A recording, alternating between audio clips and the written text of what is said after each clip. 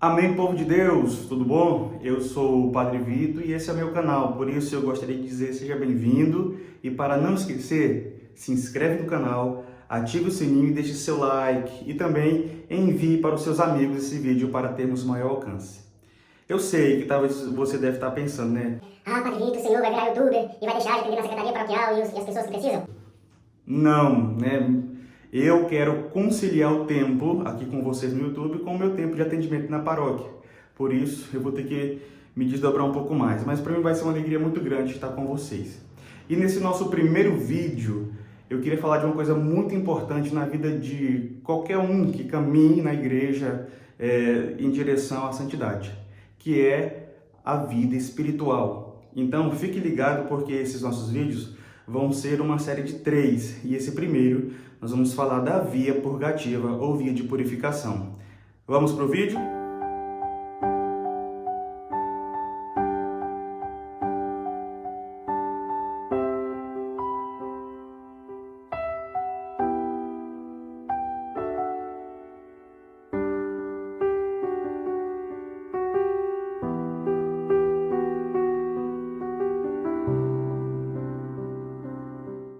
Você já pensou em ser santo? Sabia que Deus te chama para ser santo? E falando de vida de santidade, de vida espiritual, nós precisamos perceber, ter a sensibilidade de que eu só vou alcançar um estágio satisfatório de união com Deus, uma vida perfeita, uma vida santa como o próprio Deus me convida a viver, contando principalmente com a graça de Deus. É preciso, primeiro, alinhar a nossa vontade, ter uma reta vontade, uma reta intenção e, segundo, e talvez o mais importante, aprender a contar com a graça de Deus. Ninguém se torna santo sozinho ou cresce espiritualmente sozinho. É preciso do auxílio do Espírito Santo, é preciso ser envolvido pela graça de Deus. Por isso, quer ser santo?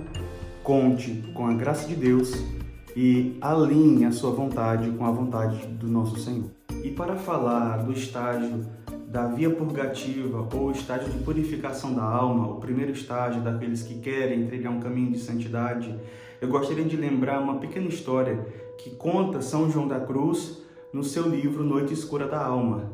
Este livro aqui que eu super indico você ler. Nos lembra São João da Cruz, lá no livro, no capítulo 10, que nós podemos comparar nossa vida espiritual ou os 3 estágios dessa vida com um pequeno pedaço de madeira verde. Acompanhe comigo. Imagine uma pequena madeira verde, cheia de seiva e úmida, que tem a finalidade de atear-se fogo.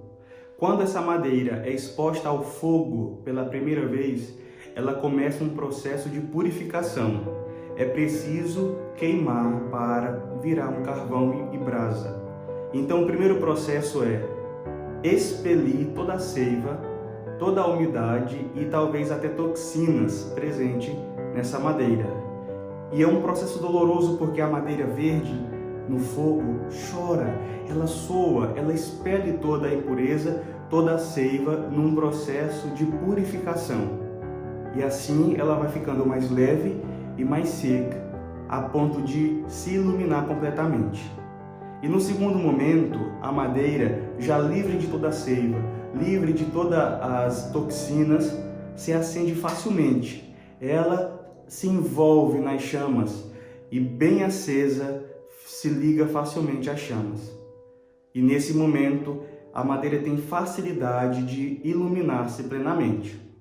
No terceiro momento e último, após todo o envolvimento das chamas, a madeira vira uma pequena brasa, sendo uma coisa só com fogo, brasa e fogo, consumida totalmente pelo fogo.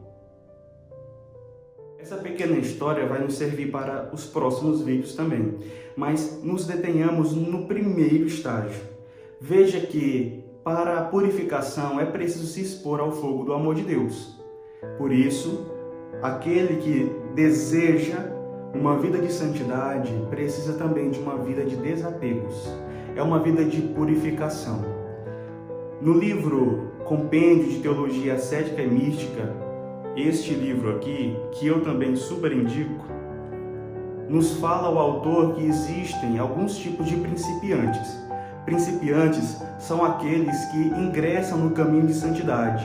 Após um encontro com o Senhor, eles começam a caminhar e nesse processo de conhecimento do Deus que se revela, eles começam a abandonar certas práticas, certas inclinações, más paixões, começam a purificar a sua alma para caminhar e progredir na vida espiritual. Então, todo aquele que inicia um processo de santidade é considerado, sim, um principiante. Então, os principiantes são as pessoas que têm desejo de perfeição dentro do coração, não como uma vaidade, mas como um chamado de Deus a ser santo, sede santos, como o vosso Pai é santo.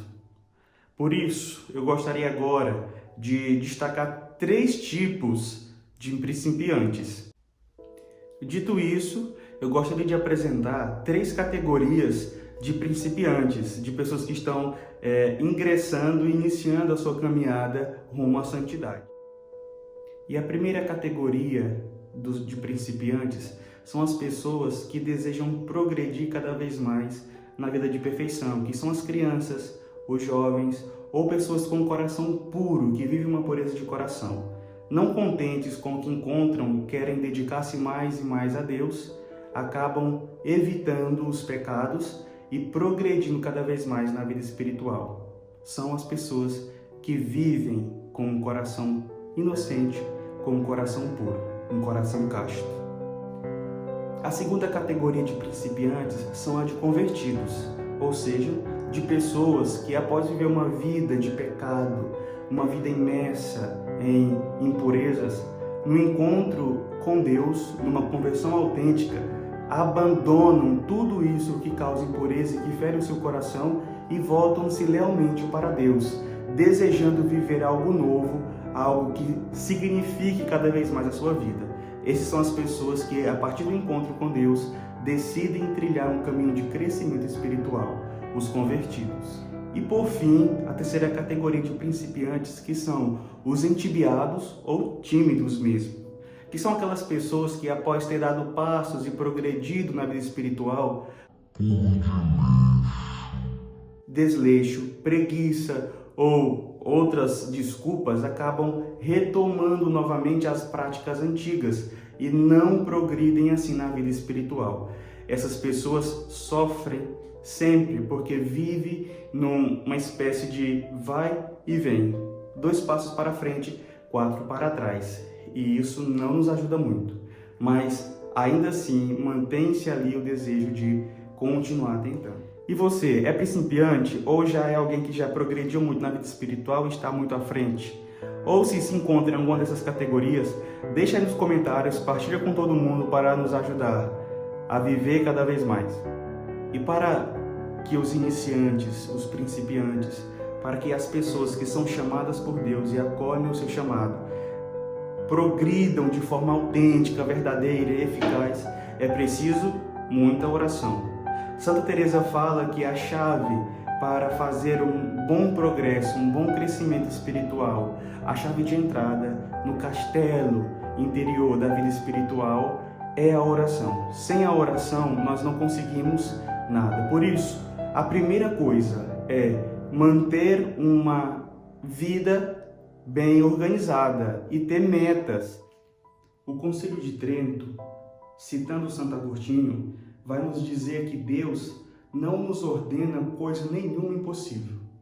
O que nos manda é fazer o que podemos, pedir o que não podemos e ainda nos ajuda com a sua graça ao pedir o que precisamos. Portanto, a oração foi nos dada como instrumento necessário para obter o que nós precisamos. Pois, acredite, existem coisas que nós não conseguimos sem oração. Já nos dizia Jesus no Evangelho, esse tipo de demônio só pode ser expulso com muita oração.